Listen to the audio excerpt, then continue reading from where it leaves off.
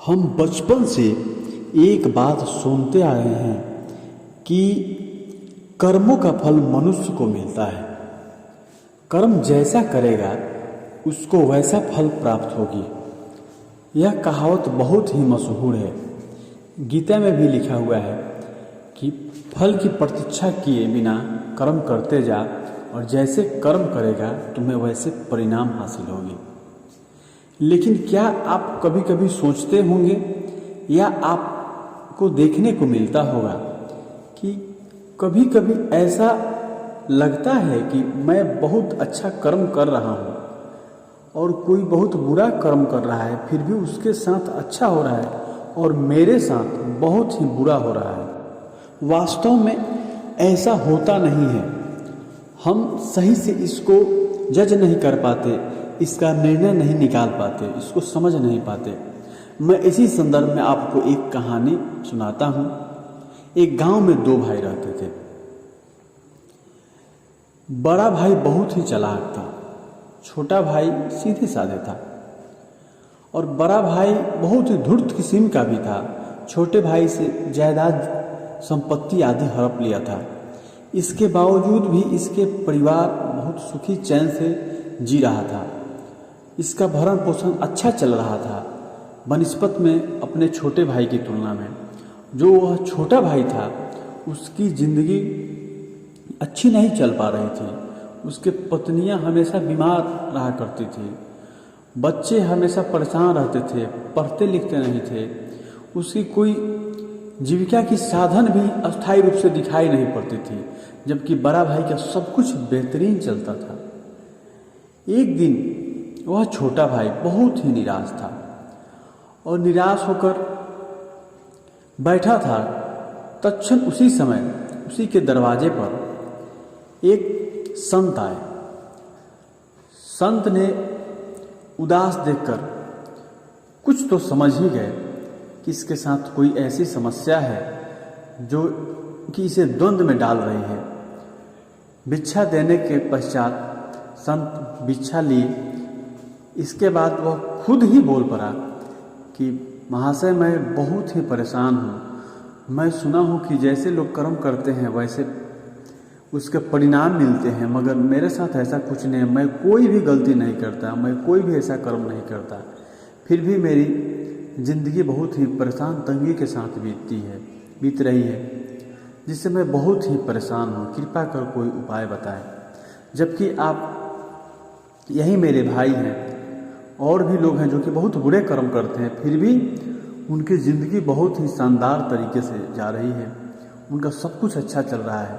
मेरी पत्नियां बीमार रहती है, मेरा कोई अस्थायी जीविका का साधन प्राप्त नहीं होता, मेरे बच्चे अच्छे से पढ़ते नहीं हैं, वो भी पढ़ने में ठीक नहीं है। क्या मैं अपने कर्मों पर से भरोसा छोड़ दूं? या जो कहते हैं कि अच्छे कर्म का अच्छा परिणाम होता है, यह क्या गलत है क्या? कि जो गलत करता है, मुझे तो लगता है कि जो गलत करता है उसके साथ अच्छा होता है, जो अच्छा करता है उसके साथ गलत होता है। कृपया कर आप मुझे स्पष्ट करें, मेरा मार्गदर्शन करें। उस संत ने, गांव के बाहर एक मंदिर था, वहीं रहते थे। उन्होंने कहा कि तुम एक काम करो, कल होकर कुछ फल ले लेना और मेरे पास उस फल के साथ आना। कल शाम आया।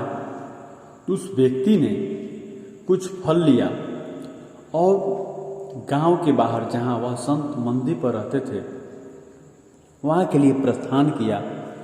जब वह घर से चला तो जैसे ही घर से बाहर अपने गांव से बाहर आया, उसे कुछ बंदर दिखाई दिए और वह फल लिया था। सोचा कि इस फल को मैं इस बंदरों में बांट दूं। उसे जाते वक्त बहुत शांति की अनुभूति हो रही थी, क्योंकि वहाँ पर बहुत शांत जगह था, गांव से बाहर का क्षेत्र था। वहाँ पर कुछ भी ऐसा नहीं था कि जहाँ हलचल हो सके। शांत भाव से जब आप किसी चीज़ को सोचते हैं तो आपको निर्णय लेने में बहुत सफलता मिलती है। फिर उसने सोचा कि नहीं, संत तो मुझे कहें कि फल के साथ आने के लिए, मैं इसे दे दूंगा तो ये फिर मैं संत के पास कैसे ले जा पाऊंगा। इसीलिए उसने फल को बंदरों में नहीं बांटा और लेकर संत के पास पहुंचा।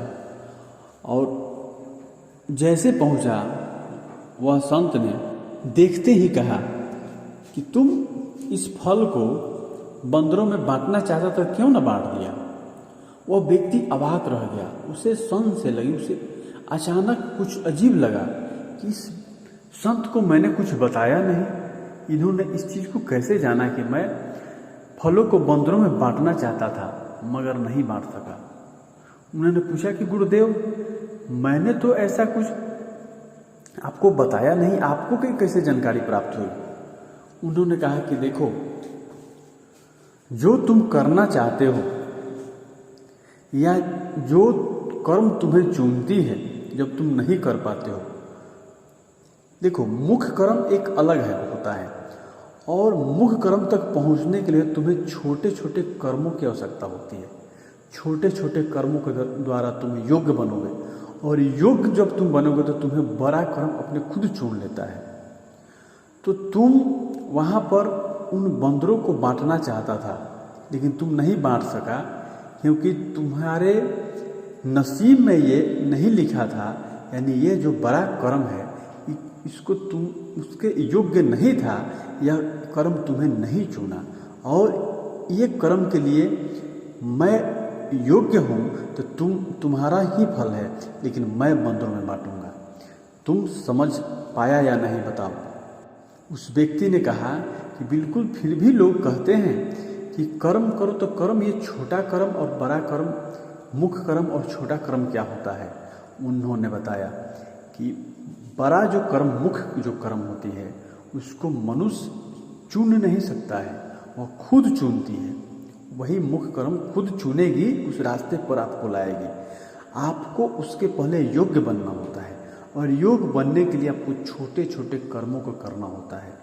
जब तुम छोटे कर्म को करो तो इतना उसमें संलिप्त हो जाओ कि तुम्हारा विचार इधर उधर भटके नहीं और प्रेम भाव का इतना आवेश उसमें भरो कि तुम्हें और कोई चीज़ दिखाई न दे। तब तुम्हें उसकी परिणाम बेहतर होगी और तुम मुख्य कर्म तक पहुंच पाओगे, क्योंकि उसके पहले तुम योग्य हो जाओगे। जब तुम कोई भी कर्म करते हो इस चेष्टा से कि मुझे फल इसका अच्छा मिलेगा, इसका मतलब है कि तुम्हें कर्म से प्रेम है ही नहीं। तुम कर्म से जब प्रेम करोगे तो तुम फल की चेष्टा करोगे ही नहीं। यही उसकी सबसे बड़ी पहचान होती है। उसने पूछा कि मैंने फल को इसलिए नहीं दिया ताकि मैं आपके पास उसको लाना चाहता था।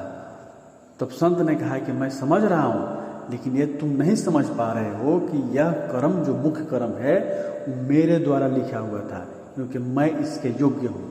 तुम वहाँ नहीं उतना नहीं पहुँच पाया और नहीं समझ पाया कि तुमको इस फल को बंदरों में बांटना चाहिए था, क्योंकि तुम छोटे छोटे कर्म में इतने संलिप्त अभी तक नहीं रहे हो। तुम पहले इस चीज़ को सीखो। तुम्हारा जो तुम कर्म को कहते हो कि मैं बहुत अच्छा कर्म कर रहा हूँ फिर भी परिणाम अच्छे नहीं आ रहे हैं, इसका मतलब है कि तुम कर्म अच्छे से नहीं कर पा रहे हो। दो चीज़ें होती है।